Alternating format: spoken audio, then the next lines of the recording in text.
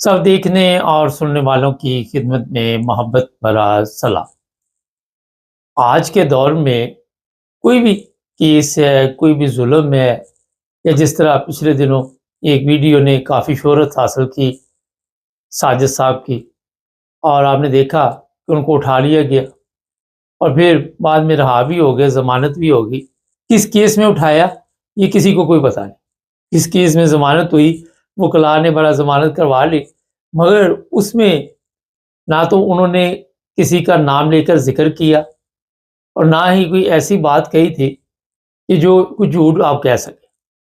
जो पाकिस्तान के हालात है, मैं मरियम की तकरीर सुन रहा था कि अवाम ने हमें मुंतखब किया, सबसे बड़ा झूठ यही है। अवाम ने आपको मुंतखब नहीं किया, आपको वहाँ से मुंतखब किया गया जहाँ पे आपका तल्लक वास्ता है, सबको पता है। और फिर उस बंदे को इन्होंने समझा कि उठा के तो हम अब शायद दूसरे लोगों को डरा धमका के कंट्रोल कर लें। अब सोशल मीडिया पे हर बंदा वो मरियम की तस्वीर लगाकर ये वीडियो बना रहा है और यही अल्फाज इस्तेमाल कर रहा है। अब किस किस को आप पकड़ेंगे, किस किस के ऊपर FIR दर्ज करेंगे? असल जो इज्जत और मकाम अल्लाह ताला लोगों को देता है वो उनकी कारकर्दगी पे होता है।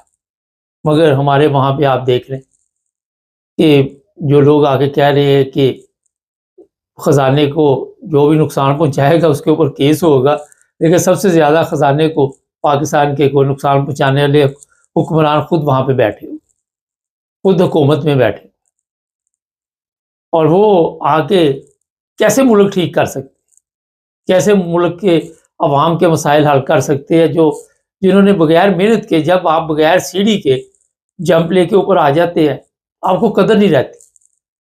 जो बंदा भी कारोबारी हो, बिजनेस हो या सियासत हो, कुछ भी हो, जब वो सीढ़ियों के ज़रिए आता है और फिर अपनी मेहनत के साथ उसको पता होता है कि कितनी मेहनत से मैं यहाँ पे पहुँचा हूँ, और फिर वो लोगों की भी कदर करता है क्योंकि उसने मेहनत की होती।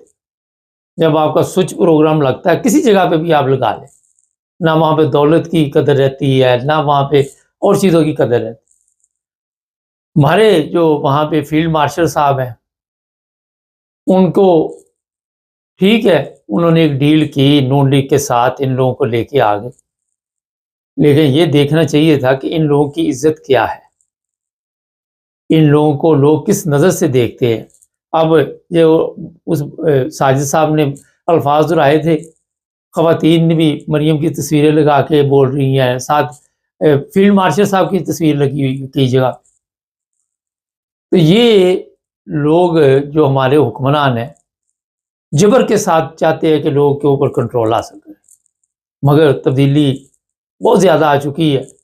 और मैं देख रहा हूँ कि आम पब्लिक जो है वो बेचारे भूख अफलास की ज़िंदगी गुजार रहे हैं, और वहाँ पे आए दिन कभी कोई चीज़ महंगी हो जाती है। अभी पेट्रोल महंगा हो गया, लोग कह रहे हैं वो साद रिजवी किधर गया, वो चाबी वाला खिलौना किधर गया, वो नहीं आप बोल रहा। तो ये ताकतवर लोग जो है यही इस्तेमाल करते हैं, लोगों को यही खामोश कराते हैं।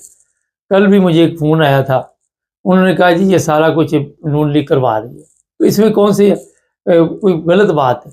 जो मजहबी हालात है वो भी यही लोग जो ऊपर बैठे हुए हैं यही ख़राब करवा रहे हैं। तो पाकिस्तान के जो जाबर हुक्मरान हैं वो आज के दौर में अपनी इज्जत ख़त्म कर चुके हैं, खो बैठे इज्जत। मैंने जब इमरान खान की गवर्नमेंट गई तो प्रोग्राम में कहा था कि इमरान खान को आप दोबारा नहीं आने दें। वो देख ले आप, उसके ऊपर इन्होंने कितने केस बना दिए, क्योंकि जितने लोग थे ये सब इकट्ठे हो गए। और आपको तो पता ही है कि जब पाकिस्तान जैसे मुल्क में सच बोलना गुनाह है तो इमरान खान क्या वहाँ पे करेगा? ठीक है, इमरान खान की टीम जो थी वो नाकस थी, उसकी कारकर्दगी अच्छी नहीं थी, और उन्हीं की वजह से इमरान खान को नुकसान पहुँचा। आज जो हमारे हुक्मरान वहाँ पे बैठे हुए हैं, इनकी अवाम के दिलों में बिल्कुल इज्जत नहीं है। उस मैसेज के बाद आपको पता चल चुका होगा कि लोग कितने तंग हैं इनसे, लेकिन ये चाहते हैं कि लोग हमारी इज्जत करें اور زبردستی عزت کروانے کی کوشش کی جاتی ہے۔ آئے دن آپ دیکھتے ہیں یہ جو آج کل پولیس کو اختیارات دے دی کہ CCD وہ لوگوں کو کس طرح گولیاں مار کے مار رہی، کوئی پوچھنے والا نہیں۔ مقصد یہ ہوتا ہے کہ دہشت پھیلانی، دہشت کے ذریعے ملک کے اوپر کنٹرول کرنا۔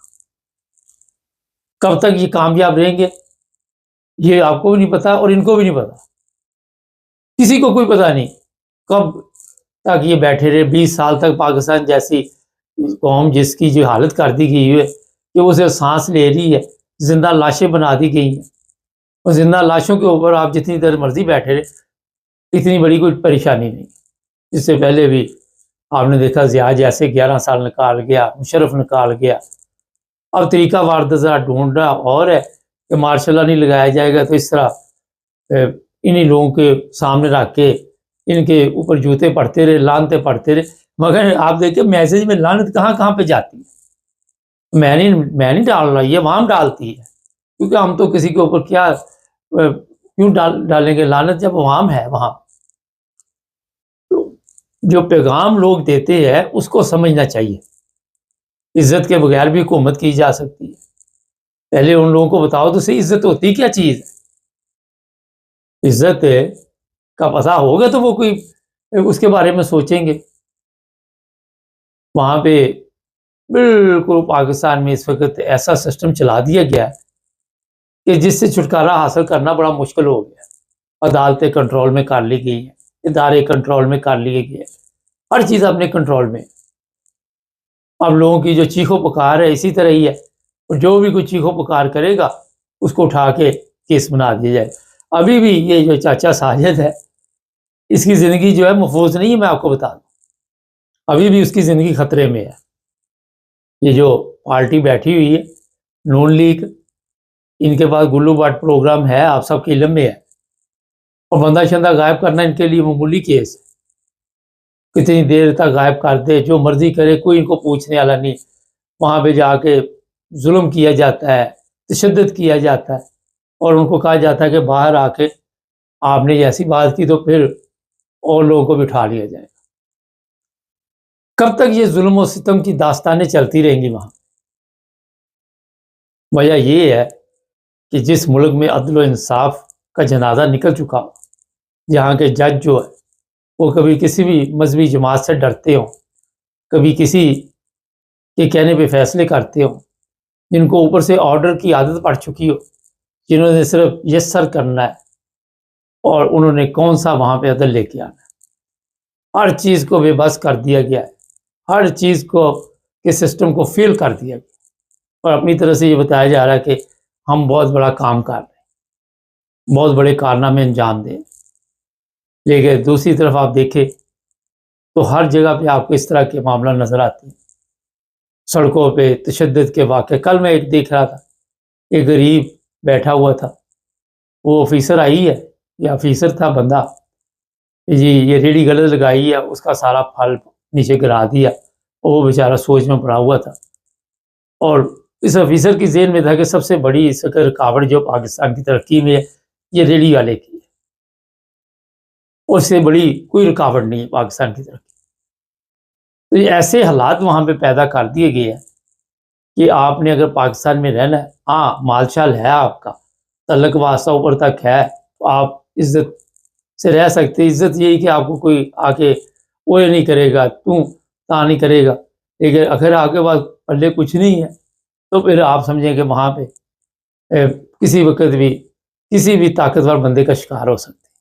نہ خواتین محفوظ، نہ لڑکیاں محفوظ، نہ کوئی بڑا محفوظ، نہ کوئی چھوٹا محفوظ، اور نعرے ہمارے وہی اسلام کا قلعہ۔ ایک صاحب کمنٹ سے بڑا اچھا لکھتے ہیں اسلام کا قلعہ، تو مجھے ہنسی آ جاتی ہے۔ مقصد یہ ہے کہ یہ جو اسلام کا قلعہ ہے اس میں آپ خود دیکھیں کہ کیا حالات جا رہے ہیں۔ یہ بھی اطلاع ہے کہ یہ جو ساجد صاحب ہے، چچا ساجد صاحب، اب ہمارا تو نہیں چچا، مگر کیونکہ سوشل میڈیا پہ وہ چچا ساجد بن گئے، ان کو کام سے نکال دیا گیا۔ اب جس کمپنی سے نکالا گیا ہے اس کی بھی مشہوری چل رہی کہ اس کا بائیکاٹ کرو۔ اب کہیں وہ اور کام کرے گا تو وہاں پہ فون چلا جائے گا کہ اس کو کام نہیں دینا، جہاں مرضی چلا جائے کام نہیں اس کو ملے گا۔ اپنا بزنس کرے گا اسے بھی فیل کر دیا جائے گا. یہ اس لیے کیا جاتا ہے ایک سبق دیا جائے کہ آپ نے ہمارے ساتھ پنگا لیا، ہمارے خلاف ایسے الفاظ استعمال کیے، اب ہم آپ کا کیا اشر کریں گے وہ آپ سوچ نہیں سکتے. اور یہ کریں گے. آپ نے دیکھا بے شمار گھر، دکانیں، بلڈنگیں انہوں نے تباہ کر دی. اس لیے ایک دہشت کا طریقہ رہا ہے یہ والا. یہ نہ سمجھے کہ اس کی ضمانت ہوگی تو وہ بالکل فری ہو گیا. پاکستان جیسے ملک میں کیس ڈالنا کسی کے اوپر کون سا مسئلہ ہے؟ ایک سے ایک بڑا دو نمبری آفیسر بیٹھا ہوا ہے جو کیس بنا دے گا آپ کو. اس لیے یہ چچا جو ساجد ہے انہوں نے سوشل میڈیا اکاؤنٹ بھی بنایا، اسے بھی بند کر دیا جائے گا. آپ دیکھتے جائیں آگے آگے ہوتا ہے کیا. خیر، یہ ہے اس ملک کی داستان جہاں پہ رات دن ظلم ہوتے ہیں، جہاں عدل و انصاف کا جنازہ نکل چکا ہے. ہمارا مقصد ہوتا ہے آپ کو توجہ دلانی. چینل کو سبسکرائب کریں، جڑے رہیں ہمارے ساتھ تاکہ اور بھی پروگرام دیکھتے